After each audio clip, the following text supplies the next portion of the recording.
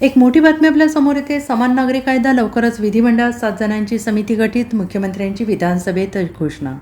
उत्तराखंडानंतर आता महाराष्ट्रात लवकरच समान नागरी कायदा अस्तित्वात येणार असल्याचे दिसून येते। त्या संदर्भात हालचाली सुरू झालेल्या असून मुख्यमंत्री देवेंद्र फडणवीस यांनी गेल्या अधिवेशनातच याबाबत माहिती दिली। समान नागरी कायद्यासंदर्भात 7 जणांची समिती नेमण्यात येत असून सामान्य प्रशासन विभागाच्या माध्यमातून 7 जणांची समिती घोषित करण्यात आली। मुख्यमंत्री देवेंद्र फडणवीस यांनी विधानसभेत आज समान नागरी कायद्याबाबत पुन्हा एकदा घोषणा केली। ही समिती येत्या 6 महिन्यात अभ्यास करून अहवाल सादर करणार आहे। समान नागरी कायद्याचा मसुदा येत्या नागपूर येथील हिवाळी अधिवेशनात सादर करण्यात येणार आहे। दोन्ही सभागृहासमोर हा मसुदा आल्यानंतर त्याचे कायद्यात रूपांतर करण्यासाठीचे सोपस्कार पार पाडतील। 2026च्या अर्थसंकल्प अधिवेशनात समान नागरी कायद्यासंदर्भात आणि अंमलबजावणीसाठी समिती घोषित केली जाईल, अशी घोषणा मुख्यमंत्री यांनी केली आहे। त्यानुसार समान नागरी कायद्यासाठी सर्वोच्च न्यायालयाच्या माजी न्यायमूर्ती रंजना देसाई यांच्या अध्यक्षतेखाली 7 जणांची कमिटी तयार करण्यात येणार आहे, अशी माहिती आशिष शेलार यांनी दिली आहे। माननीय अध्यक्ष महोदय, आपल्याला कल्पना आहे की भारताच्या संविधानामध्ये डायरेक्टिव्ह प्रिन्सिपल्स ऑफ स्टेट पॉलिसीमध्ये प्रत्येक राज्याने युनिफॉर्म सिव्हिल कोड तयार करावा अशा प्रकारचे डायरेक्टिव्ह भारताच्या संविधानाने दिलेले आहेत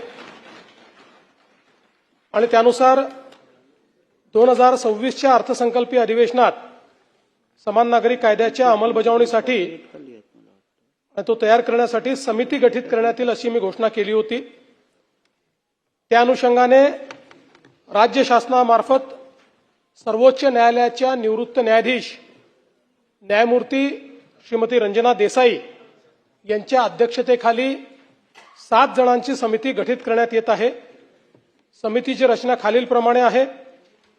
न्यायमूर्ती रंजना देसाई, माजी न्यायाधीश माननीय सर्वोच्च न्यायालय, न्यायमूर्ती RC चव्हाण, माजी न्यायाधीश माननीय उच्च न्यायालय मुंबई, न्यायमूर्ती SG मेहरे, माजी न्यायाधीश माननीय उच्च न्यायालय मुंबई, श्री DK जैन, माजी मुख्य सचिव महाराष्ट्र राज्य, ॲडव्होकेट बिरेंद्र सराफ, माजी महाअधिवक्ता महाराष्ट्र राज्य, श्री रमेश पतंगे, पद्मश्री आणि संविधानाचे अभ्यासक, डॉक्टर सुवर्णा रावल, शिक्षण तज्ज्ञ आणि सामाजिक कार्यकर्त्या, अशा 7 जणांची समिती या ठिकाणी ही गठीत करण्यात येते आहे आणि साधारणपणे पुढच्या 6 महिन्यामध्ये या समितीने आपला अहवाल द्यावा असं अपेक्षित आहे।